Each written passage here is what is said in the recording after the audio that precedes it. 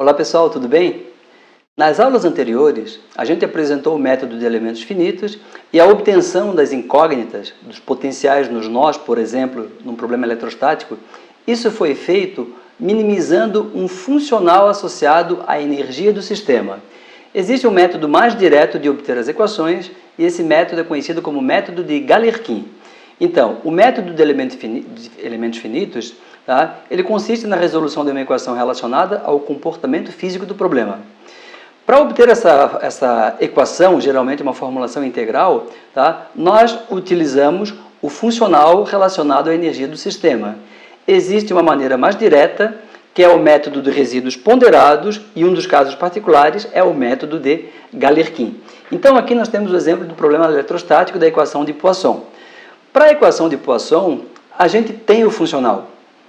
Não é muito difícil de obter. Quem trabalha com cálculo variacional, em algumas equações não é tão complicado. Outras equações, não é muito simples obter o funcional. Às vezes nem mesmo é possível. Então, isso justifica a utilização do método de Galerkin, que ele foi usado mais tarde. Inicialmente, o método de elementos finitos começou com o método variacional, mas com a evolução do método, as pessoas passaram a usar o método de Galerkin para obter as equações. Então, aqui nós temos o problema eletrostático regido pela equação de Poisson. Já falamos sobre isso. Se V, a função V aqui, corresponde à solução exata do problema, a equação de Poisson é satisfeita e eu tenho uma igualdade igual a zero, igualdade perfeita. Entretanto, se V corresponde a uma solução aproximada, por exemplo, uma solução com interpolação polinomial dentro de elementos, com o método de elementos finitos, a igualdade não é igual a zero aqui, mas é igual a um erro. E esse erro eu chamo de resíduo. No que consiste o procedimento do método de resíduos ponderados? Ele consiste em multiplicar o resíduo por uma função de ponderação, função W ou função de teste, integrar no domínio de estudo e igualar a zero. Então ele força o resíduo ponderado total ser igual a zero no domínio de estudo. Tá certo? E essa integral, então, ela é igualada a zero. Bom, nós temos aqui então a equação de Poisson, colocando aqui o resíduo, multiplicando os dois lados da equação pela função de ponderação, função de teste W. Eu posso quebrar aqui, esse aqui tem uma soma, né? Então, eu posso quebrar em dois termos essa soma, em duas integrais. Integral da soma é a soma das integrais. Isto aqui, igualado a zero. Bom, aqui eu tenho o que se chama de formulação forte do problema. A minha função V, meu potencial, ele precisa ser derivável duas vezes. Aqui eu tenho o gradiente, aqui eu tenho o divergente. Então, ele tem que ser derivável duas vezes. O W não precisa ser derivável, tá certo? A gente usa, então, uma identidade vetorial que vem de uma fórmula de Green. Na verdade, é uma integração por partes, mas é uma integração por partes vetorial. Aqui está a expressão, não vou me preocupar com a dedução, tá? Não é muito complicado usando teoremas de cálculo vetorial, tá? Mas é uma identidade vetorial em que U é uma função escalar, A é uma função vetorial, ômega é o domínio de cálculo, no problema 3D é um volume, no problema 2D é uma área, tá? E S de ômega é a superfície, é o contorno do domínio de estudo. Em 3D, S de fato é uma superfície, em 2D é a linha, é o contorno que delimita a área, que é a região de estudo, tá certo? Então, é uma identidade, essa identidade vale para quaisquer vetores, e eu vou aplicá-la escolhendo U igual a W, então onde tiver U aqui eu vou colocar W, e onde estiver A, eu vou colocar epsilon gradiente de V. Tá? Epsilon gradiente de V. Então, substituindo essa identidade vetorial com esses termos, aqui nesse primeiro termo aqui, ó, que eu estou marcando, ela pode ser escrita dessa outra forma. Tem uma integral de contorno e tem duas integrais de domínio, certo? Essa equação é conhecida como forma fraca do problema. Por que forma fraca? Na formulação forte, na forma forte, o meu V tinha que ser derivável duas vezes e o W nenhuma. Aqui, a integração por partes, aquela identidade vetorial, ela distribuiu as condições de derivabilidade. Então, o meu V agora, basta que ele seja derivável uma única vez. Eu só tenho uma derivada sobre ele. Tá certo? Então, por isso o nome é forma fraca, porque a ordem de derivação requerida, a função que eu estou buscando, a função v, é mais baixa do que na equação original, na formulação forte ou na equação de Poisson. Tá certo? Aqui está a equação de Poisson, o v tem que ser derivável 2 vezes. Bom, a integral de contorno que aparece aqui, ó, integral aqui de superfície no problema 3D, ela está relacionada às condições de contorno do problema. Nesse caso aqui, o seu valor é nulo, tá? Uma vez que a soma deve ser nula, então essa soma aqui é nula, né? E a integral de contorno e as integrações em ômega são independentes. Então, para que isso seja zero, e essas integrações no contorno e no ômega, no domínio, são nulas, então isso é zero e isso é zero. Está aqui. Existem até alguns casos, que a gente não vai abordar aqui, em que a integração de contorno, a integração aqui no contorno não é nula. Isso serve para, por exemplo, truncar domínios em problemas abertos, etc., foge do escopo desse nosso curso introdutório, tá certo? Então aqui nós temos a formulação fraca do problema e aqui a integral que está associada às condições de contorno e a gente vai estudá-las uma de cada vez, tá? Então, para a resolução do problema, o domínio de estudo é discretizado em elementos finitos, né? E o potencial, nesse caso eletrostático, é aproximado por uma soma de funções de interpolação, polinomiais, dentro de cada elemento.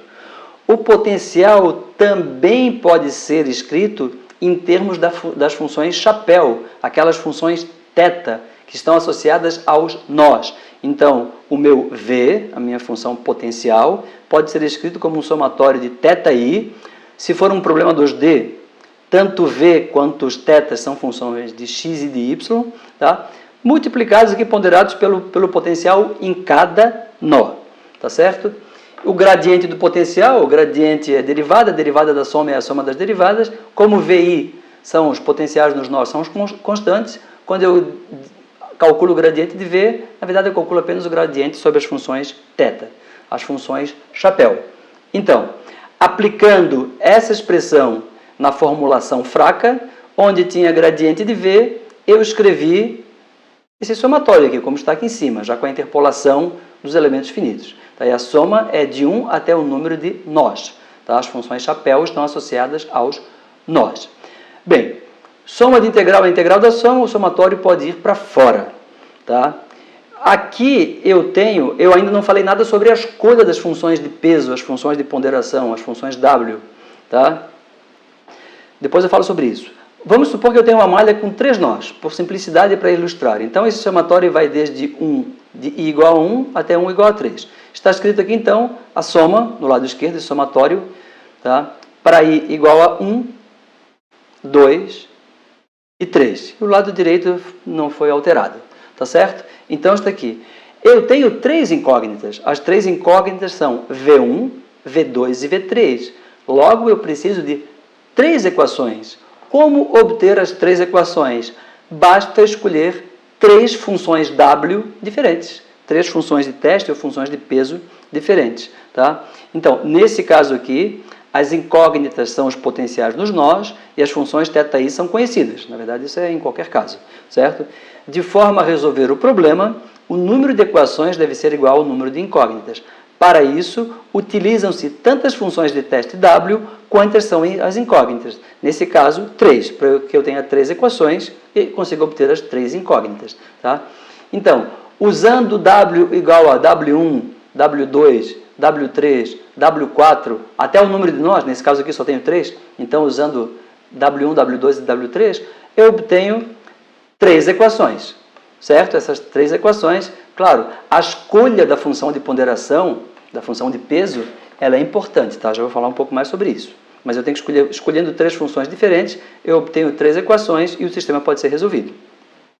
Sob forma matricial, então, eu tenho um sisteminha 3×3, as minhas incógnitas são os potenciais nos nós, esses F1, F2, F3 têm a ver com as cargas livres no domínio de estudo, são chamado termo fonte, né? Está no lado direito da igualdade, não depende dos potenciais. Tá? E essa matriz aqui é uma matriz simétrica e dada por essa expressão aqui. Tá certo? E o FI, os termos fonte, dado por essa expressão. Tá? Então, repetindo aqui as mesmas equações, são as mesmas equações. Tá? Eu vou falar sobre agora o método de Galerkin. Tá? O que é o método de Galerkin? É um caso particular do método de resíduos ponderados. E nesse caso particular, eu utilizo como funções de peso, funções W, as mesmas funções chapéu, as funções de base que eu utilizei para descrever o potencial dentro de cada elemento, ou dentro da região, na verdade, associada aos nós. Tá? Então, no método de elementos finitos, essa é praticamente a única escolha que se faz. No método de elementos finitos, o método de resíduos ponderados é sempre feito usando funções peso e funções de interpolação, nesse caso θ associado aos nós, tá? Iguais, certo? E isso é conhecido como método de Galerkin. Outros métodos numéricos, método dos momentos, por exemplo, é normal, é comum escolher funções de peso de teste diferente das funções θ, das funções de interpolação, das funções de base. Com método de elementos finitos, não. Tá certo? Então, nesse caso, como θ igual a W, a minha matriz elementar aqui, ó, é escrito dessa maneira. Tá certo? Em função de θ só, já que o W agora é igual a θ. Então, aqui uma coisa importante, notar que as integrais, deixa eu até voltar aqui, ó, essas integrais aqui, ó, eu estou escrevendo em termos das funções θ, as funções associadas aos nós, funções chapéu, tenda, tá? Então, essas funções são associadas aos nós e a integral não está escrita em termos das funções de interpolação associada aos elementos, que foi o que eu fiz anteriormente. Além disso, as integrações, estão aqui, ó, as integrações, elas são realizadas em todo o domínio de cálculo ômega. Tá? Isso aqui não é uma integração elemento por elemento, é integração em todo o domínio de cálculo. Tá? E depois eu vou montar. Bom, essas coisas têm que ser equivalentes. Então, para mostrar que usar as funções θ e fazer a integral no domínio inteiro é a mesma coisa que usar as funções de interpolação e integrar elemento por elemento, eu vou mostrar isso através de um exemplo simples. Esse exemplo simples é um problema monodimensional com dois elementos, tá? Dois elementos e 3 nós. Nós já tínhamos visto isso numa aula mais anterior, mais antiga, que o potencial aqui dentro é θ1 de x vezes V1. θ1 é a função chapéu que vale 1 no nó 1 e 0 no nó adjacente. θ2 é a função chapéu que vale 1 no nó 2 e 0 nos nós adjacentes. E θ3 é a função chapéu associada ao nó 3. Ponderando as funções chapéu pelos potenciais V1, V2 e V3, eu tenho essa aproximação linear. Tá certo? Bom, as funções chapéu, nós já vimos, elas podem ser escritas como a soma de funções de interpolação associadas aos elementos. Então, o θ1, como o θ1 só pertence ao nó 1 e o nó 1 só existe no elemento 1, é igual ao φ1 do nó 1 associado ao elemento 1. Já o θ2, tá? O θ2 realmente tem cara de chapéu, função triângulo, ele é associado ao nó 2, vale 1 no nó 2, e decai a 0 nos outros nós. Mas a função θ2 tem validade dentro de mais de um elemento, nesse caso o elemento 1 e o elemento 2. E a função θ3, como o nó 3 está na extremidade, ele só tem validade dentro do elemento 2 aqui, tá? Associado ao nó 3. Bom, eu peguei um termo elementar daquela matriz anterior, eu escolhi o C22, por quê? Porque eu quis, tá? Escolhi o C22, a integração é feita em todo o domínio de cálculo, toda a malha, eu só escolhi aqui 1, tá? Mas o ômega aqui é a integração em todo o domínio de cálculo. C22, θ2 tem gradiente dos dois, mais θ2 está escrito aqui, ó. Pode ser escrito em termos das funções de interpolação associada aos elementos. Entre parênteses, indica o elemento 1 e elemento 2. Aqui eu tenho o produto escalar, eu posso usar propriedade distributiva, esse vezes esse, mais esse vezes esse, mais esse vezes esse, mais esse vezes esse. Eu tenho, então, 4 termos. Mas nós sabemos que as funções de interpolação só valem alguma coisa dentro do seu próprio elemento. Então, essa função aqui, ela só vale alguma coisa dentro do elemento 1. E essa segunda só vale alguma coisa dentro do elemento 2. E é 0 fora dele. Então, onde essa é não nula, essa é nula e vice-versa. Logo, o produto cruzado se anula. Idem aqui, tá certo? Então, sobraram apenas os produtos não cruzados, tá? E aqui estão os produtos não cruzados. Ora, mas eu posso quebrar aqui em duas integrais, tem uma soma. Esse primeiro produto aqui só é não nulo dentro do elemento 1. Então, eu não preciso integrar em todo o domínio, basta que eu integre dentro do elemento 1, porque fora dele, esse produto aqui é nulo. Idem no segundo termo, tá certo? Que só vale alguma coisa no elemento 2, tá? Então, eu chego à conclusão que o meu C22 pode ser escrito como esse primeiro termo, que na verdade é a contribuição da matriz elementar do elemento 1, termo dos dois, mais esse outro termo, que é a contribuição do mesmo nó associado ao elemento 2. Tá? A mesma coisa para o termo fonte. Tá? Então, o termo fonte, certo? Ah, outra coisa, esses termos aqui, a matriz elementar, a integração é feita só dentro do elemento. Tá? O termo fonte é a mesma coisa, então eu tenho θ2, o F2, θ2. O θ2 pode ser escrito como uma soma de F1 e F2, mas eu posso quebrar essa soma em duas integrais. Essa primeira integral só é não nula dentro do elemento 1, então eu só vou integrar dentro do elemento 1, e dá esse termo. E esse segundo termo, associado ao nó 2, tá? Só é não nulo dentro do elemento 2. Isto aqui então. Então o índice de baixo é o nó e o índice de cima é elemento. Certo?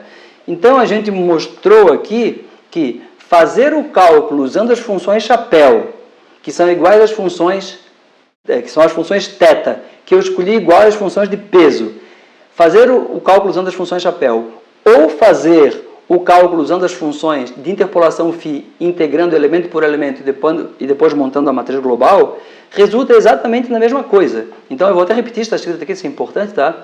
O exemplo anterior mostra que o cálculo elemento por elemento e posterior montagem das matrizes globais, utilizando as funções de interpolação, φ, é completamente equivalente ao cálculo usando as funções chapéu. A utilização do método variacional e do método de Galerkin conduzem ao mesmo conjunto de equações com solução idêntica. Então, essa escolha particular da função W igual às funções de base, as funções de interpolação, isso leva exatamente à minimização da energia total do sistema, a minimização do erro quadrático, na verdade. Tá? Então, a solução é idêntica. A grande vantagem de utilizar o método de Galerkin é que a formulação é obtida diretamente a partir da equação diferencial, sem a necessidade de dispor de um funcional que represente a equação, o que nem sempre é possível ou fácil de obter. Com o método de Galerkin, eu parto da equação diferencial que rege o problema, digo que em vez de ser igual a zero é igual a um resíduo, integro a equação, multiplico por W, integro no domínio igual a zero, aplico uma integração por partes, uma fórmula de Green, tá? E obtenho as equações. É exatamente isso que se faz. Então, na próxima aula, eu vou mostrar um exemplo da obtenção das matrizes elementares, tá? Usando o método de Galerkin. Até lá então, pessoal.